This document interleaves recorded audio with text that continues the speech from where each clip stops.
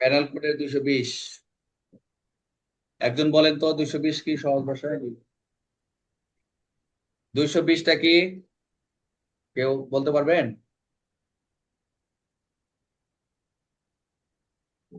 Sir হয়রানিমূলক গ্রেপ্তার আচ্ছা, করা বুঝতে পারছি। পুলিশ। হয়রানির মূলে গ্রেপ্তার করা। তাহলে আমরা কি পারবো? আপনার কাউকে হয়রানির মূলে গ্রেপ্তার করার সুযোগ আছে সরকারি কর্মচারীর? অর্থাৎ আপনি একজন সরকারি কর্মচারী, আপনার আটক করার ক্ষমতা রয়েছে, কিন্তু আইনের অপব্যবহার করার সুযোগ নাই।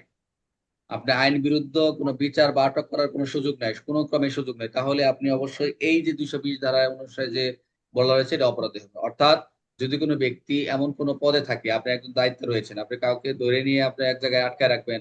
হ্যাঁ, আপনি এটা ক্ষমতা এই আইন দেওয়া হয় না, ক্ষমতার অপব্যবহার। এক কথা হচ্ছে এই প্যানেল করে 220 বলে বলছে বেআইনি ভাবে কাউকে গ্রেপ্তার করা নাকি, যে এটাই বলছে যে আপনি আটক করা ক্ষমতার অপব্যবহার কোনো করতে পারবেন না, আইন বিরুদ্ধে বিচার করতে করার সুযোগ নয়। অর্থাৎ যদি কোনো ব্যক্তি এমন কোনো পদে থাকেন, আপনারা যারা দায়িত্বে থাকবেন, তাকে আইনগত ভাবে ক্ষমতা দেওয়া রয়েছে, আপনি এইভাবে এতটুকু আইনগত ভাবেই আপনি তাকে অ্যারেস্ট করবেন, আইনগত ভাবে রাখবেন। কাউকে বিচারের জন্য প্রেরণ, কমিট ট্রায়াল করার, অথবা কাউকে আটক বা কারাগারে রাখার, কনফাইনমেন্ট রাখার, এবং সেই ক্ষমতা যদি আপনি কি করেন ব্যবহার দুর্নীতি বা করপ্ট করেন, মেলিকস করেন, সেই ক্ষেত্রে কোনো ব্যক্তি বিচার বিচার বা আটক করে, তাহলে জানে এটা একটা আইনের বিরুদ্ধে, অর্থাৎ কন্ট্রাডিক্ট অফ ল। এটাও কন্ট্রাডিক্ট, তাহলে এই 220 অনুযায়ী অপরাধ হবে। সর্বোচ্চ এটা হচ্ছে 7 বছর কারাদণ্ড। অর্থাৎ যদি কোনো কর্ম ক্ষমতা ব্যবহার করে আইন না মেনে অন্যায় ভাবে জেলে পাঠায়, কাউকে আটক রাখে, তাকে এটা 220। এই যে এটা একটা কথা বলছে, আইন না মেনে অন্যায় ভাবে কাউকে পাঠাই দিলেন, জেল পাঠাইলেন, কাউকে আটকে রাখলেন, এটা হয়রানিমূলক গ্রেপ্তার করার সুযোগ নাই। অর্থাৎ আমরা যদি উদাহরণ দিয়ে একটু খেয়াল করি, একজন একজন একজন ম্যাজিস্ট্রেট একজন ম্যাজিস্ট্রেট জেনে বুঝে আইনের বাইরে গিয়ে এক নির্দোষ ব্যক্তি কারাগারে পাঠিয়ে দেন, দেখছেন? যদি একজন ম্যাজিস্ট্রেট জেনে বুঝে যে আইনের বাইরে গিয়ে একজন নির্দোষ ব্যক্তিকে কারাগারে পাঠিয়ে দেন, তাহলে এটা 220 দ্বারা অপরাধ। একজন জেল কর্মকর্তা বৈধ কারণ ছাড়া একজন বন্দীকে অতিরিক্ত সময় আটক রাখেন, যদিও সে জানে এটি বেআইনি, এটা 220।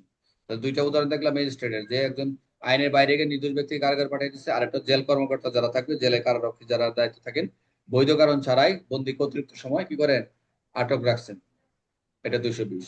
তাহলে ইলিগেল ডিটেনশন বাই অথরিটি, মনে রাখবেন 220 very important. Illegal detention by authority 220 ধারায় সেটা কি হবে, অপরাধী বলে গণ্য হবে।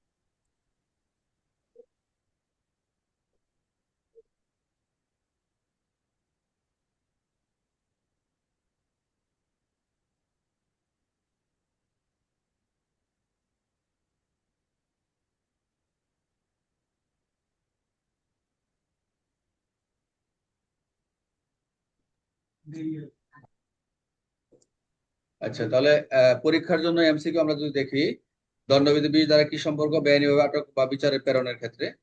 আর 220 দ্বারা প্রযোজ্য হয় কার ক্ষেত্রে? অবশ্যই ক্ষমতা সম্পন্ন সরকারি কর্মচারী। সর্বোচ্চ শাস্তি আমরা কত 7 বছর দেখলাম। কোন কাজটি 220 দ্বারা অপরাধ? ইচ্ছাকৃত ভাবে বেআইনিভাবে আটক করা, ভেরি ইম্পর্টেন্ট। 220 দ্বারা মূল উদ্দেশ্য কি? অবশ্যই যাতে কোনো বিচারিক ক্ষমতা অপব্যবহার প্রতিরোধ করা যায়, এটাই।